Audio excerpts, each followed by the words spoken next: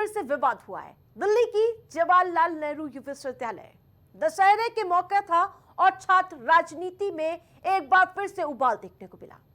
गुरुवार को रावण दहन के दौरान एबीवीपी ने पुतले पर पूर्व छात्र नेताओं यानी कि उमर खालिद और शर्जिल इमाम की तस्वीरें लगाई। जी हाँ, ये पूरी विवाद का वजह बना। दशहरे में जेएनयू में जबरदस्त तरीके से बवाल देखने को मिला और वहीं एक दूसरे पर जबरदस्त तरीके से हमला करते हुए नजर आए एबीवीपी और लेफ्ट के छात्रों। कैंपस में जबरदस्त तरीके से नारेबाजी की स्थिति भी देखने को मिली। ये 3 तस्वीरें आपको दिखा रहे हैं जो दर्शा रही हैं कि एक बार किस प्रकार से फिर से जेएनयू में टकराव की स्थिति बन पड़ी। लेफ्ट संगठनों और जेएनयू छात्र संघ ने इसका विरोध किया और आरोप लगाया कि एबीवीपी धर्म के नाम पर राजनीति कर रही है। अब आपको ये बताएंगे कि आखिरकार टकराव की स्थिति किस प्रकार से बनी। एबीवीपी का कहना है कि वो हम पर प्रभोग कर रहे थे, इसलिए हमने इस तरह का कदम उठाए। जिन पर केस लंबित है उन्हें दोषी ठहराने की कोशिश की गई, राजनीति की जा रही है। और इसके साथ साथ वही एबीवीपी का कहना है कि वामपंथी छात्र दुर्गा पूजा की शोभा यात्रा में प्रतिमा की ओर चप्पल दिखा रहे थे।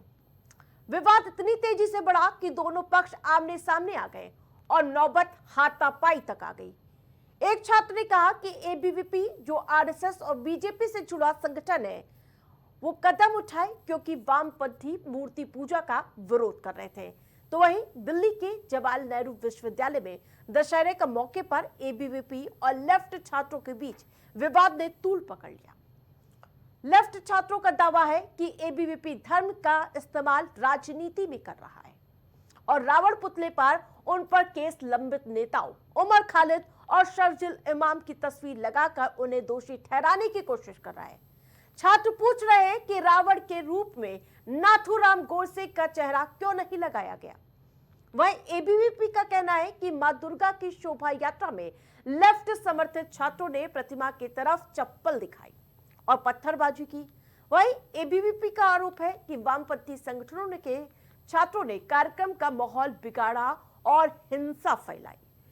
तो ये बड़े दावे किए गए लेफ्ट की ओर से कि जिन पर केस लंबित है उन्हें दोषी ठहराने की क्यों कोशिश की गई।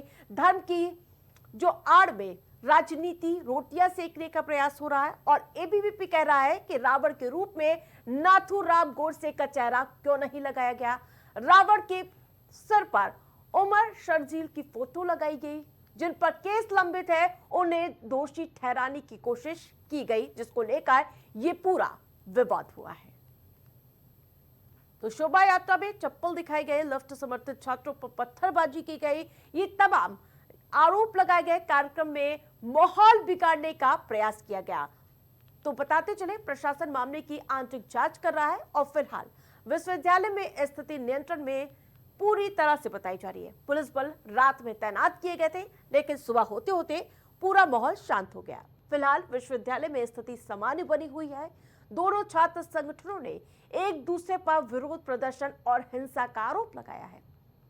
जेएनयू में दशहरे का मौका था और इस पर विवाद और छात्र राजनीति और सांस्कृतिक मतभेदों की गंभीरता को देखते हुए इसे फिर से हाई अलर्ट पर रखा गया और प्रशासन मामले की लगातार जांच कर रहा है और फिलहाल स्थिति नियंत्रण में। आगे की जानकारी के लिए जहां लगातार इस मुद्दे पर प्रशासन की पैनी निगरानी है।